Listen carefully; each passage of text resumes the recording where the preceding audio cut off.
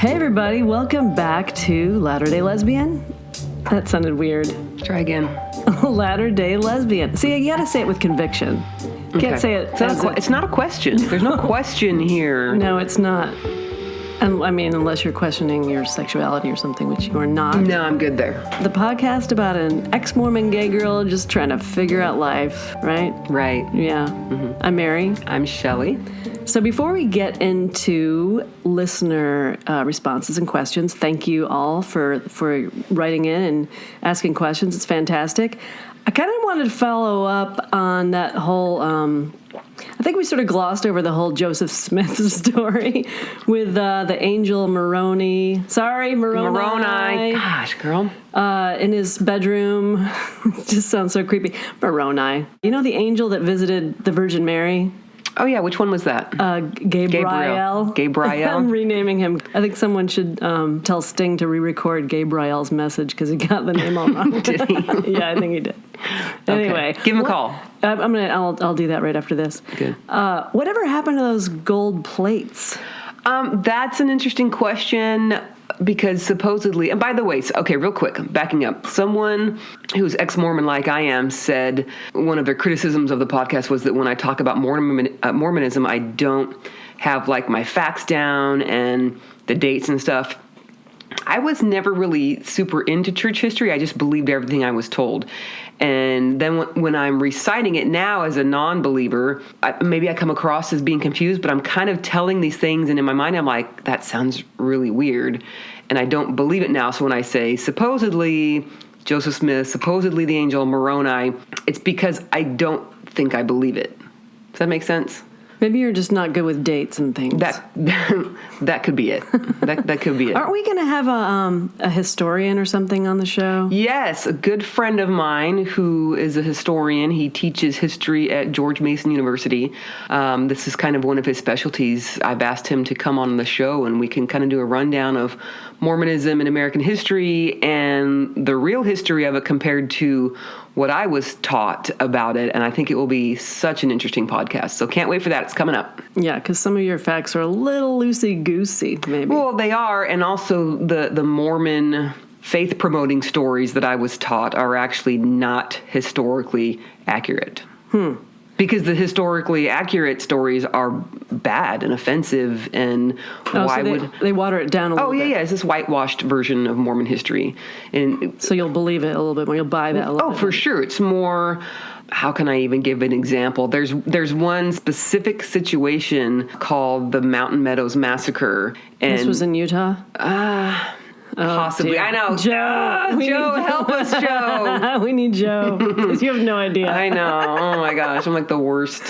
Anyway. You're the worst ex-Mormon. I'm the worst ex-Mormon. I probably am, because I started a podcast and I'm like letting the truth out. So I am horrible. The truth with some holes in it. Yeah, we'll figure them out. Joe, help us. Okay, we'll have to table that because I remember that question I asked like a few minutes ago about the golden plates. Whatever happened to the golden plates? Oh, gosh, the golden plates. I've got a golden tablet. Oh, God, what is that? Well, it's like the golden ticket from Willy Wonka. Sorry, I know you hate musicals. Yeah, so. I didn't see that one. All you musical lovers out there, it's okay to love them. I just happen to not love them. Although I did promise someone who sent a message in, kind of poking fun at me in a friendly way that I didn't like musicals, said that I should go see the Book of Mormon. The Book of Mormon musical, and I haven't seen that. And then I'm like, well, yeah, if there's any musical I'm going to go see, that's it. So obviously, if any of you have seen it, I would love for you to send in some.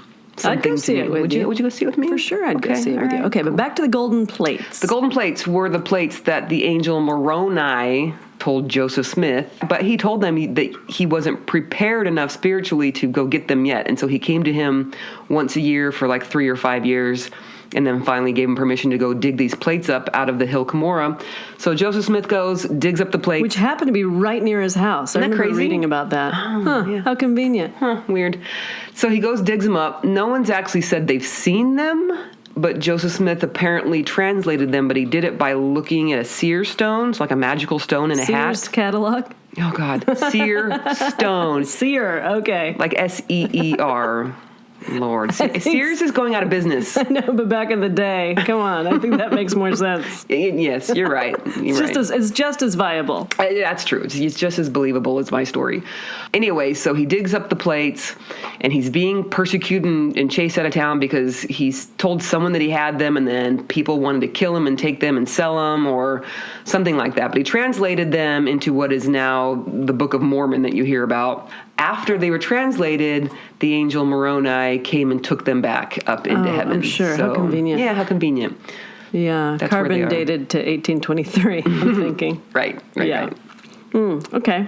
All right, well, so that clears that up. No plates, no proof. Oh, well, that's another. I mean, every religion is like that, right? There's no real proof of anything, is there?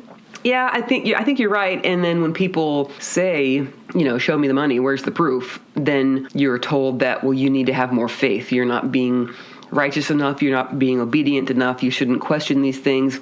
If you were faithful enough, you wouldn't question. You would know in your heart that it's true. So what happens if you stop believing in your heart that it's true? Then you're just done? Well, you can stay Mormon, but you can't ask questions that kind of go contrary. I know that because, well, I'll tell you a quick story. How about that? Story time, and then we'll go on. So when I was beginning to question the church, when I was probably 40, 41, it was really bothering me how so many of the lessons, they just seemed we're better than anyone else. They were very judgmental toward other people.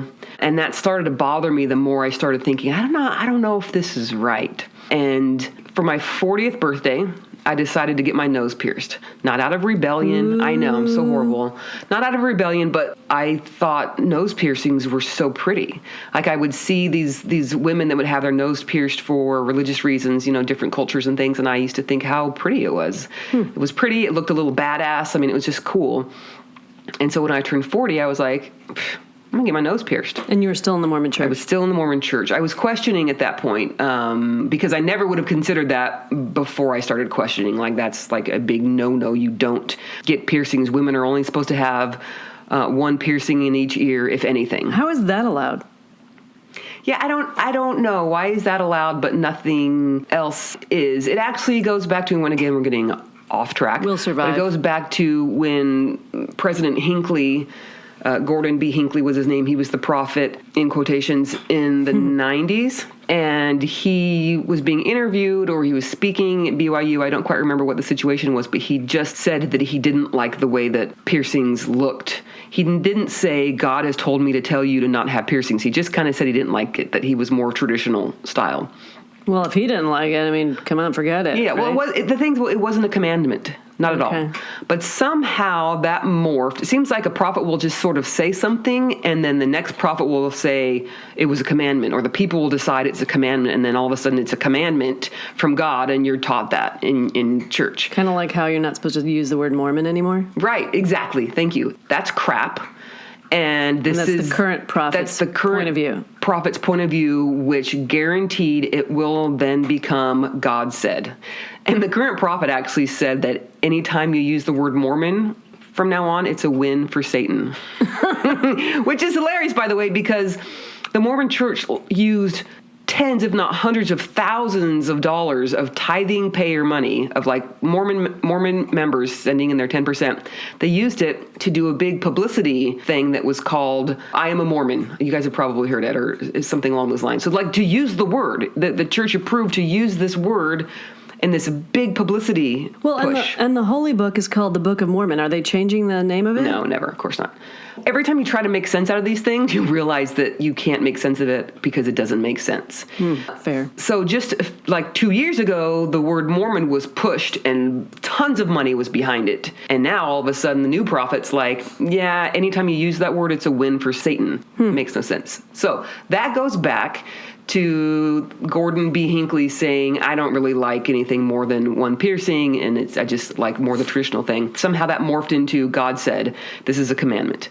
So back to my story. Because God cares about how many holes you have in your face. God gives two shits about how many earrings you have. Like, really? The more I think about the way God was explained to me as a Mormon, I just wouldn't really like that person. I wouldn't hang out with them. Like, if my goal in this life is to be so obedient that I get to hang out with this judgmental, mean God, like, ew, no. And birth more babies in the afterlife. Birth more babies for eternity? Yeah, no, I think I did enough. I did 7 in this life. Yeah, I remember. Yeah, it was good. Actually, familiar. 4 of them were over today decorating the tree and making Christmas cookies and arguing about things and making a mess. It was great. Nobody burned the house down, so we survived it. So that's great. We did. It was amazing. We lived to tell. We lived to tell about it. Yeah. So we're sitting right now podcasting in the downstairs room that has the beautiful kid-decorated tree. There's a fire in the fireplace. Very cozy. But no chestnuts roasting. Okay, can I finish my story? That? No, I don't know. Have you ever had? Yeah, like in New York or something. Okay, all right. Probably. Mm-hmm. Cool.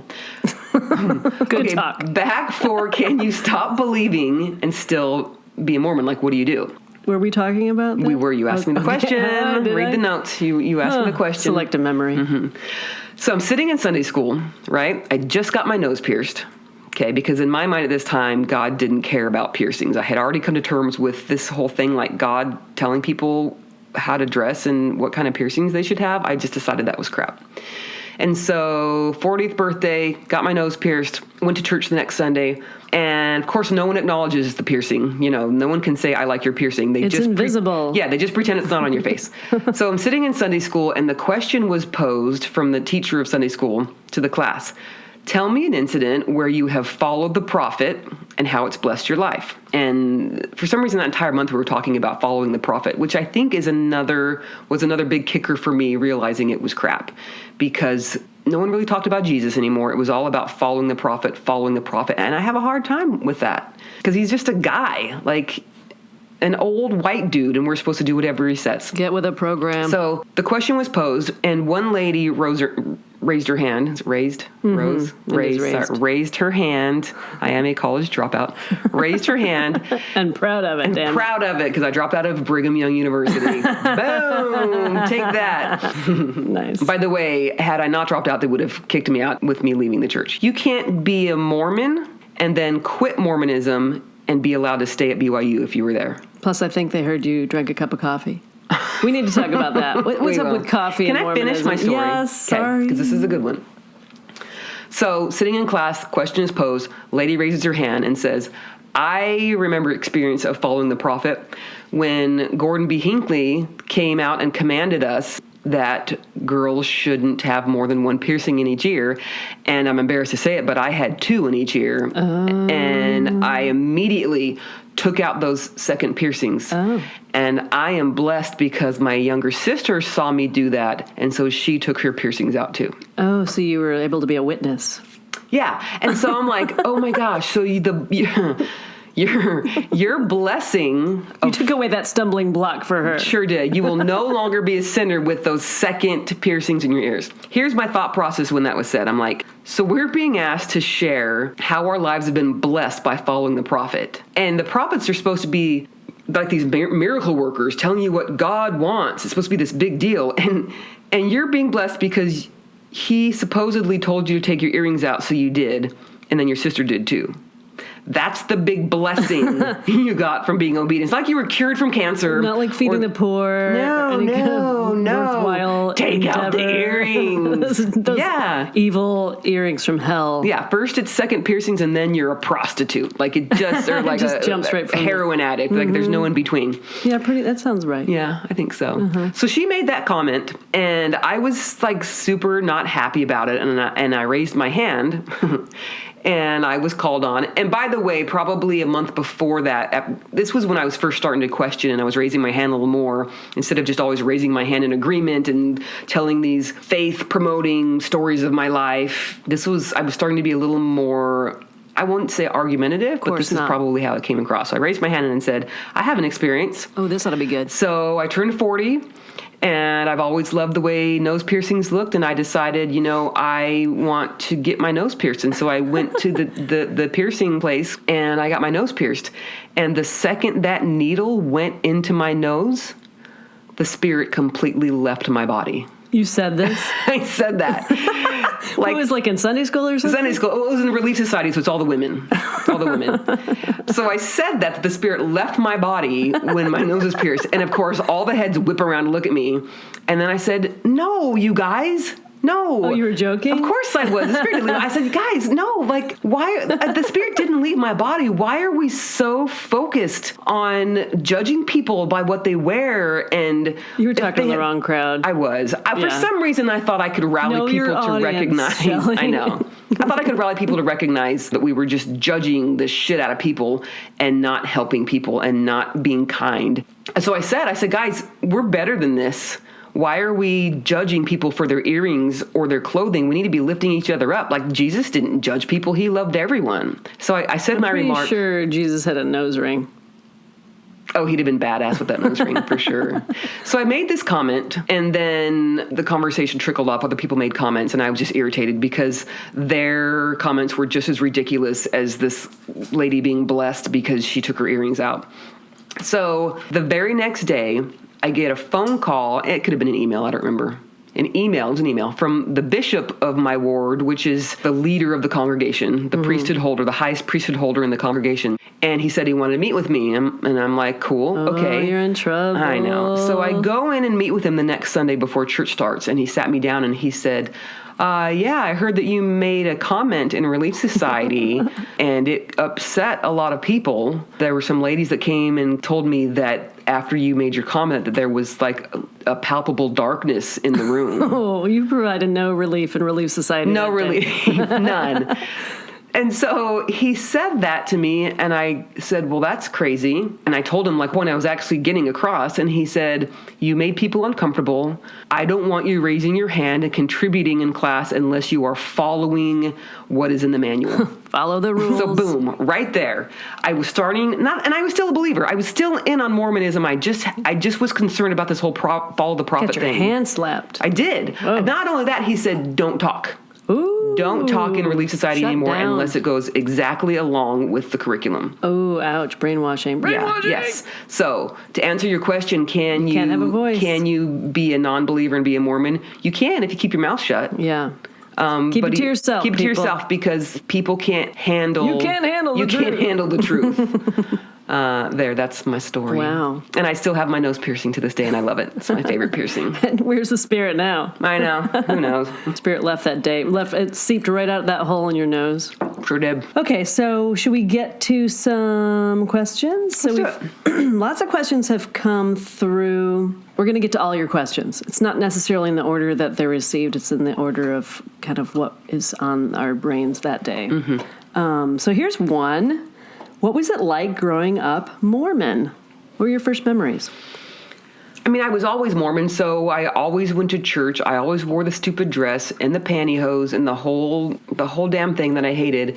But one of my first, I think, very damaging memories was realizing very, very early on that boys and girls weren't just different. Boys were better and girls were less. Well, and this sort of touches on the last podcast and your whole identity with gender, like the gender stuff. Yeah. You're kind of mixed up about gender. I am. And, I had some feedback from a really good friend who's she's also an ex-Mormon, but she's a very strong, progressive woman. And we were talking and she was saying, masculinity isn't necessarily a strength and feminism isn't a weakness.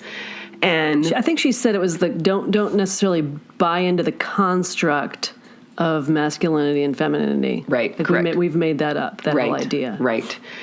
And when I listened back to the podcast, I think I probably came across as maybe a man-hater, but I'm not at all. Growing up, my view, because of the family that I was raised in, being a man was better, and men were strong, and they got to make the decisions, and they ran the show, and they got to do all the cool, fun stuff. And they had more priesthood authority. God loved them more. And then women, on the other hand, we were supposed to serve the men and do what they wanted and support them, but we didn't really have a voice. We weren't allowed to make choices. If there was a disagreement between husband and wife, the husband gets to pick the choice. He presides. At least you didn't say man and wife. I hate that. Oh, yeah, you're right. So anyway, I understand that my views of gender and masculinity and feminism, they are warped because of how I was raised, both in the family that I was in and the religion that I was in.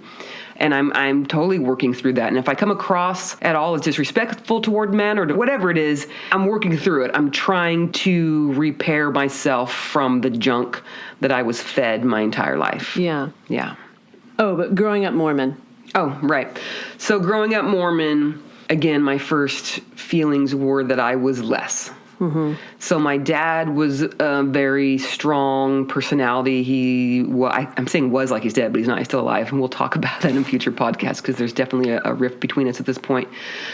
He was military, and he was always like top of the command in military. And he was always in the bishopric in the church, which means like one of the few people that's running that congregation.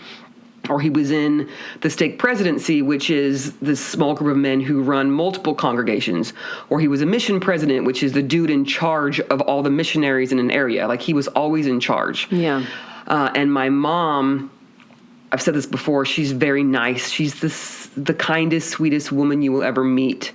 But she also doesn't stand up to my dad, doesn't really have a backbone, has just been kind of beaten down. I don't mean that physically, beaten down into this role of just supporting my dad and doing whatever he wants and not going along along with ideas. Yeah, she doesn't have her own ideas. His ideas become her ideas. I've heard her talk, and I'm like, that's just exactly what Dad said. You don't even think that, Mom. Right. She doesn't know who she is, in my opinion. Mom, That's if you're sad. listening, I'm sorry. That's how it was for me watching your relationship with Dad growing up. But that's not how it was. Well, that's what it seemed like to me, and it's what it seems like to me now. You know, She probably just accepts that women are inferior to men. She probably just believes that. Here's how Mormons get you on that. If you say they're inferior, Mormons will say no, they just have different roles. Really? And a lot of women will say, well, I would never even want to have the priesthood. That's just too much to have to do. It's too much They make themselves feel responsibility. better by saying, well, I don't really want it anyway. It's like sour grapes, Right. you know? And they'll also say, well, the reason men get the priesthood is because they need to have this responsibility to make them better people, because if they didn't have this connection with God and this responsibility, they would just kind of be selfish and do whatever. Which I'm like, that's kind of a knock on men. You know, why would Right. you accept that as the reason why you get the priesthood? Because you would suck if you didn't? Like, that's I don't like that. So women are just naturally closer to God, so they don't need it? Is that the implication? That men need the priesthood because they would stray? Yes. And then women are taught that, well, you are just as important because you get to bear children, which is something that men don't get to do. Well, what about all the women out there who can't? Sure. You know, then that sucks for them. And, they say that we're valued. Okay, how am I valued when I have to ask a man above me for any decision I make in church? Any decision. Whether it's ask my husband, whether it's if I'm in charge of some church function, I have to ask the man above me, is this okay if we do this? Can we do it at this time?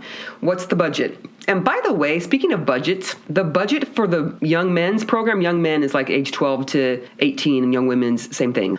The budget for the boys is like 10 times that of the budget for the girls. Well, what It's do they need? They're insane. just sitting around knitting. What do they need a budget for? Exactly. Like, they're just making a pillow or learning how to cook for us. Like, that's it. Whereas the men got to do this expensive, really cool things. And one of the things that I had heard, because some women were starting to complain about it, was like, why are you complaining?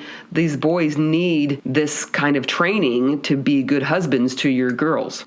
Anyway, everything was very unequal. And so that was my first What's your first memory? because I have three brothers, three older macho brothers. And so I just got to see them do everything cool and everything fun. And I didn't get to. And that sucked. Yeah. I hear you. That's a great memory. And that's fantastic. I like sharing time. sharing time.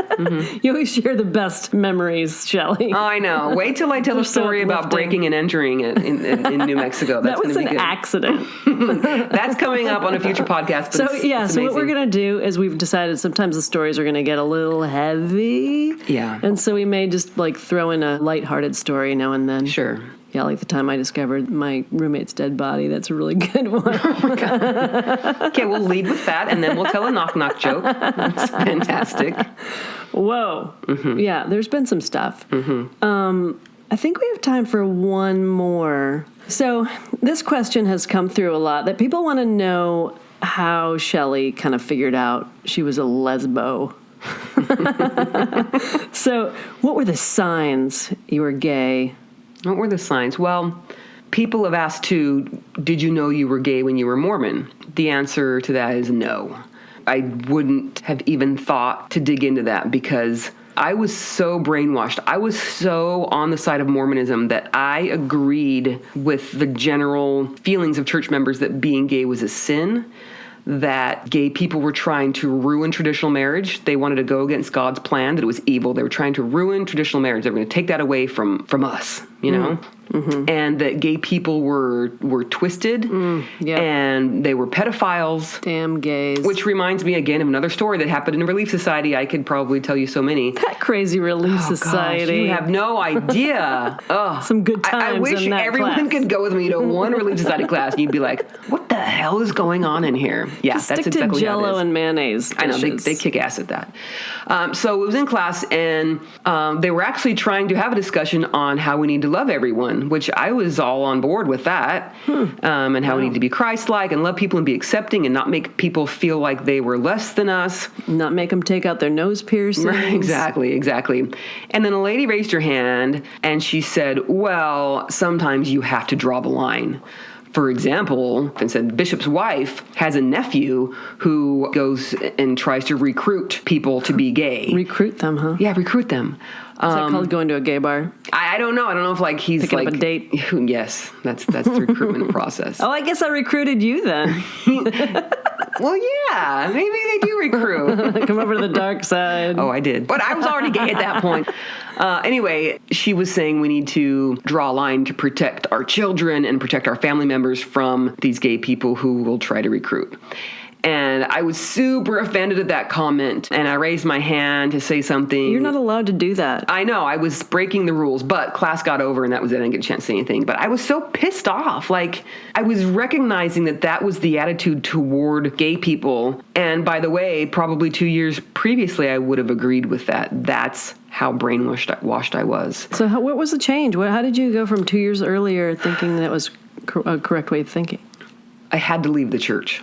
I had to open my heart. My heart was so closed off to anyone who didn't believe the way that I did. Mm-hmm. And gay people were just really painted out to be the people that were destroying God's earth. Oh, you're so evil. Oh, it's you against me now. Mm-hmm. That's how this is. So divisive. Yeah.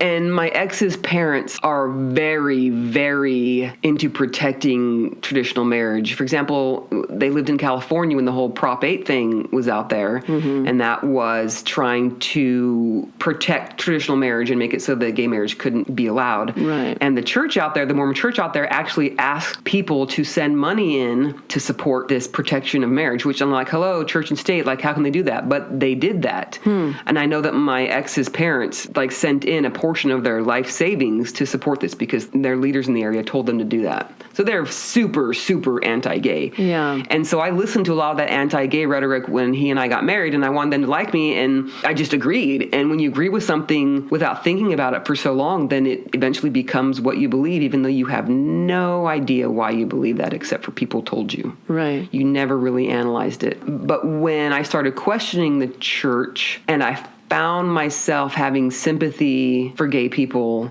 I found myself having like gay friends on Facebook, like friends I went to high school with that had come out of the closet, and seeing them that they were with their same girlfriend for, 15, 20 years. They weren't just out sleeping with everyone they could find, which was what I was told being gay was. Mm-hmm. And seeing them with children, either adopted or from a previous relationship or in vitro, and they were like good parents. They loved their kids. Yeah. And seeing this, I'm going, well, shit, they're giving their kids a better situation than I had. Like, why am I thinking that they're so wrong just because they're the same gender? Which probably to you listeners, you're like, well, duh, Shelly. But I was so trained to think that was wrong, that those kids were going to grow up so screwed up, mm-hmm. not being able to function, no morals. Yeah. That I had like this, I won't say loathing is a strong word, but I had a pretty big dislike for the gay community because of what I was taught. So basically I was raised to hate who I was without even recognizing it at the time. I'm so glad we met when we did. Oh, wow. Yeah. Oof. It's perfect timing. That would have been ugly. Yeah. That would have been an ugly scene. Yeah. Ooh, yeah. So you had gay friends. So you had gay friends from the gym, too. Mm-hmm, mm-hmm. Is that, so you left the church you started to kind of see that there were flaws in a lot of the church's doctrine. Sure, yeah. And you started meeting gay people. And I think that actually is how it is. Like, people are like, oh, Muslims, oh, bad Muslims. And then they meet Muslims, and they think, oh, well, they're just kind of like regular people. They're just people. You know? Yeah. It's kind of the same idea. For sure, like, absolutely. If you think that all gays are evil, and then, oh, I've come across a few, and I actually like them. And right, it kind of changes your viewpoint about it. Oh, yeah. When I met my friend Brian, shout out Brian, he was one of the first gay people that I became actually quite close with. And he was actually the first person I told that I thought I might be gay, because he was very safe. But being around was he him... like, duh. We were both a little drunk when I told him, and Sounds about right. And he was so sweet. He gave me a hug, and he said, "You know what? My mom was so awesome to me when I came out. If you ever want to talk to like a mother figure," That's sweet. Yeah, he like directed me to his mom. I want to hug Brian right now. Except I want to meet Brian's mom. So having gay friends and realizing they were good people, like kind, loving people that loved me for me, and I didn't have to be anything but myself to them, and then comparing that to how I had to put on this front with most of my Mormon friends about having everything together. Right. And my kids were on their way to being like the best Mormon ever. They were going to go on missions and go to BYU. Like that, you had to be all that. Mm-hmm. And I could finally let that go and just be me, and then realizing that people who were not Mormons, they liked me. Mm-hmm. And I suddenly found myself like in a community of people that didn't judge me. And God, it felt Isn't so that good. nice? Yeah, because in my mind, I'm like, wait, they like me even though I'm not like bearing my testimony of truthfulness of shit that I wasn't sure about, or bringing every freaking casserole to the ward potluck, or, birthing all of the babies. Mm-hmm. Like, these people liked me still. Like, they thought I was funny and kind and nice and things that I think I really am. And I didn't have to impress anyone with my Mormon rule following. Mm-hmm, right. So you are out of the church, mm-hmm. you're meeting gay people, and you're liking them as people for the first time, probably. Right. Because you're not around church people. So you're around regular, just everybody. Yes. And you're meeting gay people, and you're like, oh, these are actually good people. Yeah. And so at some point you're like, well, I might be gay. Like, when did that happen? Well, if I let me back up a little. If I look back mm-hmm. on my life, oh my gosh, gay red flags, or should I say rainbow flags, there were quite a few instances, thank you, where had I not been raised Mormon, it'd have been like, oh, yeah, well, I think I might be gay because of these feelings I'm having. One of them, and I told the story already about me being one lunch line and this girl being another lunch mm-hmm. line, and I said that last podcast, I think. Another incident was in 7th grade, and I had a friend that I played on the basketball team with. So there you go. Of course, we're gay. Yeah, there you have it. We played basketball. How about field hockey, right? Oh, yeah, softball. Let's get all the stereotypes out there. There you go. So I really was attracted to her, not necessarily physically, but just I needed her to be my friend. Like, I wanted to be her number one, and we were friends. We were good friends, and it threw me off because in my family nobody hugged. That's not true. My mom hugged, but in my mind my mom was weak, so hugging was weak. Mm. And my dad and my brothers didn't hug. It's like they were macho, and so I didn't get hugs from my brothers. And my dad didn't, he hugged me sort of, but not really. Even today when I hug my dad, it just seems like more of a side hug thing. Mm-hmm. I don't know why. I'm so glad you don't feel that way still, by the way. Oh, I love hugs. Yeah, I know. I love hugs now. Yeah. They're fantastic. You're a good hugger. Am I? Yeah. You're a good hugger. Aww. Everybody right now hug the person next to you. Can't we all just get along? So this friend, I'm going to change her name to keep her anonymous. We're going to call her Melissa. Sure. So this friend Melissa and I were good friends, and she would hug me whenever we were about to part ways, Mm-hmm. And she sensed that I was like kind of uncomfortable with it, and she would sort of lovingly make fun of me for it. Like, you need to learn how to hug people. And I looked forward to, like, if we were hanging out and then we were going to not hang out, because she was going to hug me, and I just liked the way it felt. But I wouldn't have recognized that it was a gay thing. It was just like I wasn't getting that you know. Yeah. And then one night we had a sleepover at her house, and That's how it starts. That's how they recruit. She recruited you. She totally recruited me. Melissa, you recruited me. If that's your actual name. Which, right, it isn't. It isn't. You better not tell me her name. I'm going to go beat her up.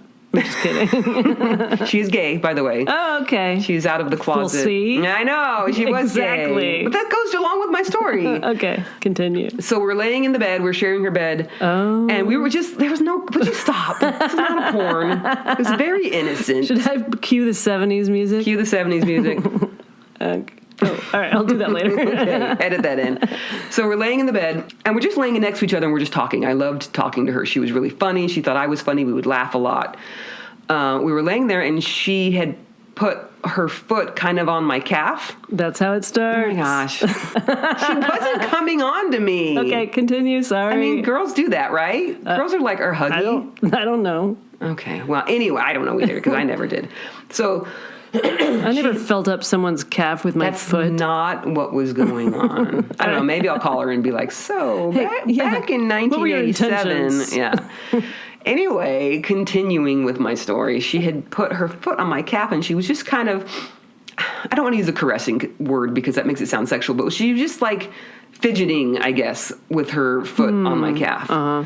And we were just talking. Likely story. Oh, my God. Keep going.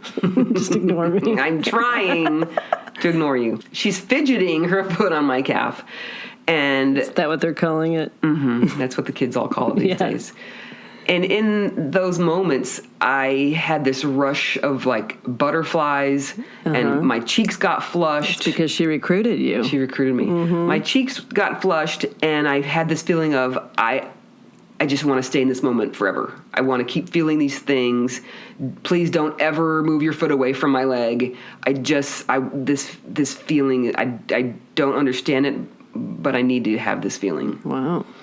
I can't fight this feeling. Mary, you are on one. If you think we should fire Mary, raise your hand. Hey, come on now. I'm your co-host. I'm kidding, baby. I love you. And I love you. Anyway, I think that would be a sign. Am I right? Audience, am I right? Is that a sign of gayness? Probably. I don't know. Everybody's got a different story. I mean, it'd be interesting to find out how many people have had some sort of same-sex experience that was sort of just innocent, but there was something more to it that ended up being like, oh yeah, we were just experimenting. I mean, you hear stories like that. That's true. People were just experimenting. But I don't know how many butterflies they got as a result. I don't know. I have no idea. Yeah, listeners, if you want to send in a story or something, a similar experience, that's a good question. I would love to know, is this a common thing? Yeah. I don't know. But for me, it was, looking back, that was pretty, like I couldn't get her out of my mind. I needed her in my life, in my space, in my, we would talk on the phone all night. Yeah. So there was that. Growing up, I had childhood friends that would say to me, Mary, if you were a boy, would you be my boyfriend? Or would I be your girlfriend? Maybe they said that. And I'd be like, oh, yeah, absolutely. I was just saying, yes. The answer is always yes. So I need to kick their asses. Yeah, there you go. Gotcha. Let's go back in time. Time machine. Time machine, kicking all the asses. There's a long list of asses. Yeah, I don't know. I think that was a sign for you, for sure. Yeah. I think it seems significant. You're still remembering it. Sure, because looking back, that was very significant, and I wonder if I was raised in a different family in a different time, would that have sunk in a little deeper at the time, and maybe I would have dated women. I don't know. Yeah. So I found myself as an adult, once I was able to get it out of my heart that being gay was a sin and wrong, which took me leaving the church. Right. The church needed to be wrong in my head. It needed to be wrong for me to accept that being gay might be okay. And I had some gay friends, and I finally, in my heart, I let go of it. I was like, I don't think God cares if you're gay. I think he loves you no matter what. There's nothing wrong with it. And I let this hate, I guess, if you want to call it, out of my heart, just let it go. And it wasn't a day later that I found myself then being physically attracted to women. Really? Yeah, it was like I had to let it go. Wow. And once you were blocking that, you were holding that in. Oh, for sure. It's like you uncorked it. I uncorked it. Yeah. And at that time, I had joined a CrossFit gym, and there were, of course, all these ripped women in sports bras, and I found myself... I need to get to a gym tomorrow. Check it out. I know. It's pretty amazing. Anyway, CrossFit. So I found myself not being attracted to the hot guys at the gym. I mean, I would admire their bodies, like, wow, that's a nice body. Mm-hmm. But the hot chicks, I wanted to be their friends. I wanted to emotionally connect. I wanted to be around them. They were so much more interesting to me. Mm. And it was constant. I would find myself staring, and not just staring in a lustful way, but being like, I wonder what they're about. I wonder what they like to do. I wonder what their favorite color is. I wonder if they're funny. I wonder, like, all these things I was wondering about these women that I was no longer wondering about the men. I wonder what their lips feel like. I wonder what their lips feel like. I don't think I had that. You didn't have that Not one? yet. Not yet. But I found myself then being more attracted to my hot friends who were women, and I didn't really have anyone to go to talk about this. And I ended up, for better or worse, I guess, talking to my husband at the time about it. Whoa! Yeah, I mean, Brent and I were very open with each other. We actually communicated very well. It was hard for me because no one wants to tell their husband, I think I might like women. I don't think that's anything that a husband wants to hear. But he was kind about it. He listened, he understood, but then at the same time, he got a little bit concerned that I was hanging out with women. But I'm like, well, sure. I can't have man friends. I can't have woman friends. Like, I can't be stuck here. And so he was pretty sure that I must just be bisexual because I was with him for however many years and had kids, and I had boyfriends all before him. But the more I was around women, the more I kept thinking, yeah, I don't know if I'm bisexual. I really desire the heart of a woman. I want to know what it feels like to kiss a woman. It was a connection that I wanted with a woman. I don't think it was really a curiosity. I think it was this desire. And I know we're running out of time, but one last thing before we go. I had this moment where I just had decided I would just stay married to my husband and raise kids, and that's what I'm going to do. And depressing. It gave me so much sadness in my heart because I felt like there was part of me that's probably gay, maybe all of me I didn't know, but I had this desire to connect and be so close and kiss and all like the things that you would do with a lover. I wanted that with a woman. Like, my heart was just aching to have this thing. Yeah. And I had decided I would never have that. Aww. And it broke me. It was hard. It was depressing. I think that's why I became so attached to my friends who were girls, because it was kind of a substitute. Like, well, this is as good as it gets, as close friendships. That makes sense. Then when these close friendships fell apart, I was devastated. It was like I couldn't have what my heart wanted. Yeah. Oh. I'm glad you got through it. I did. It took a lot. Well, yeah. So there's a part B there. Yes. Why don't we do part B next week? Should we do that? Yeah, because clearly you got to the other side. You figured it out. Yeah. There was a lot. It was not pretty. I mean, there was a lot of pain with both myself and my husband. I mean, no husband wants to watch their wife decide to be gay. Like, that can't feel good. Yeah, and leave him. Oof. Yeah. There's a lot. And there's happiness at the end. So it ends well, clearly. But yeah, it was rough. Let's talk about it next week. I want to talk about it. It's life, and I want to talk about it. I like it. Don't forget, you can send your comments to contact@latterdaylesbian.org, or you can check out our website, latterdaylesbian.org. And on Facebook, you can do a search for Latter Day Lesbian Podcast and contact us on our Facebook page. I would love that. And then we'll put you on the list of people that we are going to... Right, yeah, the list of questions. But not Arya Stark's list. Right, we just said it's not, because that would be a dangerous list. That'd be a dangerous list, so it's not an Arya Stark list. Although the Hound lives and lives and lives, so whatever. Don't spoil for me. Well, I'm catching up. I know he's still alive as of the last episode you saw. Okay, well, don't spoil. Remember, he's out kind of you're right, beating up the White Walker. I, by the way, had not heard of this show until I met Mary and she introduced me to it, and it's fantastic. So I'm catching up so that I will be all ready for the final season in April. Game of Thrones rules, man. It's a true story. It's provocative.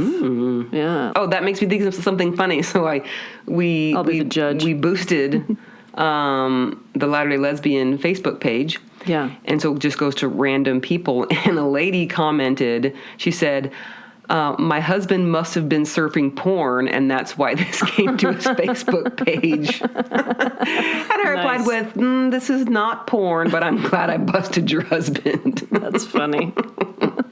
Yeah, good stuff.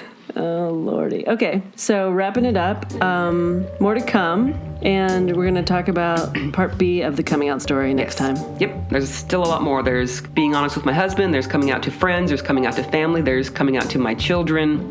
There's some good stuff. Yeah, lots of coming out. Mm-hmm. Everybody's got to do it. Well, not everybody, just the gay ones. Wouldn't it be great if heterosexual people had to come out as being heterosexual? I know. Like, Mom, Dad, I need to have a talk. Have something to tell you. Something to say. I hope you're not upset with me, but I'm heterosexual. I know. They should go through that. Maybe you know how they have, like, what is it, bar mitzvahs when you turn a certain age? Mm-hmm. Maybe you should turn an age and then you announce your sexuality. That's true. Well, but some people don't figure it out until whatever.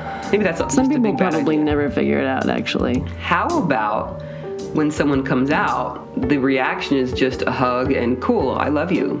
That's a good one. How are you going to get through life? And oh my gosh, it's going to be so hard for you. It's just crazy talk, Shelly. I know. Where would we be without judgmental people? Come on. They make the world turn. They make the world turn. Mm-hmm. It's frightening. All right, we got to go. Okay. Right? See you next time. Bye. Bye. Music provided by Purple Planet at purple-planet.com.